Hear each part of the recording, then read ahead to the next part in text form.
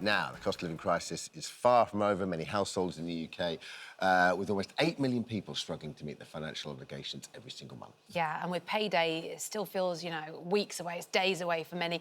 If you are struggling to pay off your bills, financial experts Ken and Mary Okoroafor are here joining us to help. Good morning to both. Morning. Hello, good morning. I Good feel to have like you with us, guys. Yeah, we're making a spectacular debut already. we're saying we're all very colour coordinated. Yes. today, aren't we? Absolutely love it. Join a local harmony band after this, the four of us looking good. It could be a Eurovision entry. Oh, come on! Couldn't we do X Factor? Yeah, I think it's an interesting one because I feel like so many people are having financial problems at the moment. Why is that? Well, we've had years of rising costs, and at the same time, our wages haven't actually increased at the same rate. And so where maybe your food shop would have cost maybe £50 a week, now it's costing, say, £90 a week. And then to add, you've got shrinkflation, so you're still paying for the same thing, but it's smaller. So we've had years of rising interest rates, 2 years of rising interest rates, the base rate at 5.25%. It means, again, that people's mortgages, their monthly payments have increased.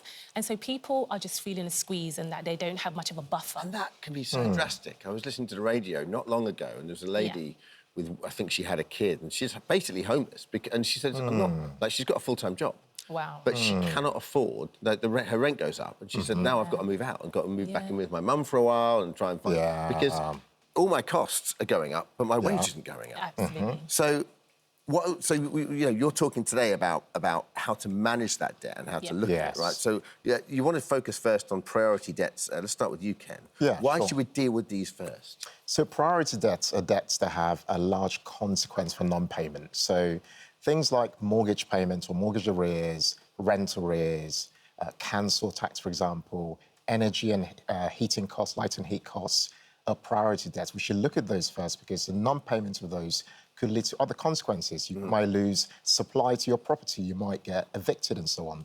But you've got non-priority debts, things like credit card payments, overdrafts, payday loans. Although they're important, you want to prioritise the ones that are key because of the consequence of not paying them. Of course. So let's start with energy bills. So if you're struggling with energy bills, what's your advice? OK, so it's important to recognise that the regulator, Ofgem, has important rules around this in that energy companies actually have to listen to their customers. They have to work with them if they're struggling with non-payment or not being able to pay for a period of time. So they can pause your payments for a period. They can reduce your payments if you need it to happen. They could extend the period you've got to make those payments. Effectively, they have to work with you to come up with an effective payment plan that actually works for you and works for them as well. That is good to know, because I think a lot of people, you just take it as gospel that if you've got a direct debit, you have to pay it, and you don't even know you can have a conversation about it. I know a few of them have come forward to say, E.ON have said that if their customers are struggling to pay their bills, they can get in touch to find out what's available. They have the E.ON Next Energy Fund, which provides direct financial support. Have you heard about this? Yes, and I actually spoke to E.ON on the phone about this, and one thing I've noticed with them is that, for example, even if you had, say, an arrears, make it up £150 arrears, so long as you make some payment, let's say you made £15 payment, that stops that being escalated even further. You know? But what a lot of us struggle with is not communicating. I think it's the communication. There's a lot going on in life and we get it. There's so much going on. But it's important to pick up the phone and speak to them. 100%. And it isn't just E.ON. British Gas says it has a £100 million support package in place for customers who are struggling. And Octopus Energy has also doubled its Octo Assist Fund to £30 million. That's brilliant. Yeah. So there's a few... The help is there. The help is there, but we don't always think to go there. So. Yes. Yeah, Mary, definitely. Let's talk credit cards. So it's a way to get creditors from credit card companies to stop chasing you while you're dealing with those priority debts.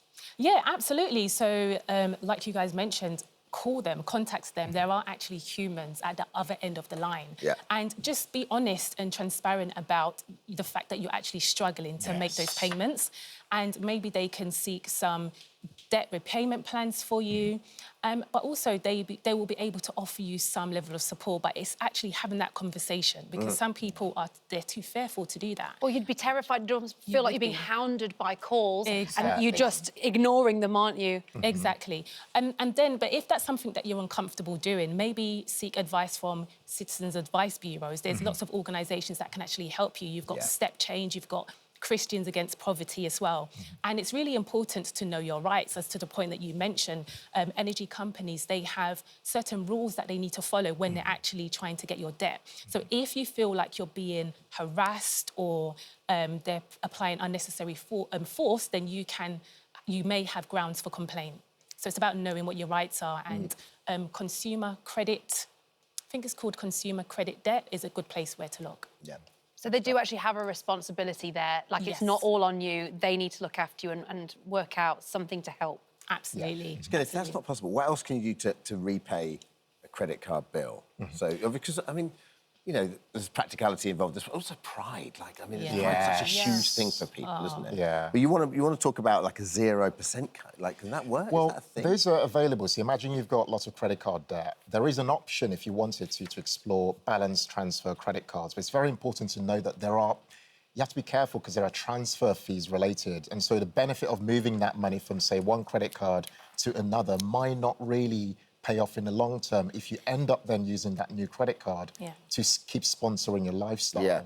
So it's... But a lot of this is, some of this is personal responsibility, right? Yes. Oh, yeah. I mean, this speaks to lifestyle. You know, lifestyle's a big thing at the minute. And one thing that's not helping everybody at the moment is the buy now, pay later options, the ease with which we can access credit. I don't know about you, but if you're shopping online almost every day now, you know, you look to your left or right, there's always something saying you can flex that payment. Yeah, here's your payment plan. Yeah. Pay over 3 months. It feels like the last... And it's, you know, I've sort of watched documentaries about this, and so many financial aspects that come back, whether it's a house or a TV.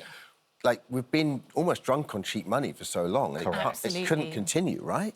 Absolutely. Yeah, we've become massively indebted as a nation, and debt has become normalised. It's become the norm. In fact, it's quite rare now to meet people who are debt-free, you know, who don't sponsor their lifestyles from debt. So it's very important to just realise that there is actually help out there, and borrowing from tomorrow to live for today is never really a good idea long term. Did someone say debt-free? It's where this bad boy comes. Oh, I see. There we go. Financial joy, banish debt, grow your money, unlock your financial freedom, and 10 weeks to Ken and Mary. Tell you what, I would not want to be one of your children in a discussion with mum and dad. No way they're going to get... So, pocket money. I'm taking the tax off that. You owe VAT on that. This is important. Like, before we let you guys go, it's important to check if you can get extra help, right? Because there are benefits available for people. Yes, absolutely. So just check the government website. So you've got things like the winter fuel payment. So for adults who are born from before 25th of September 1957, you can get entitlement, you can get support.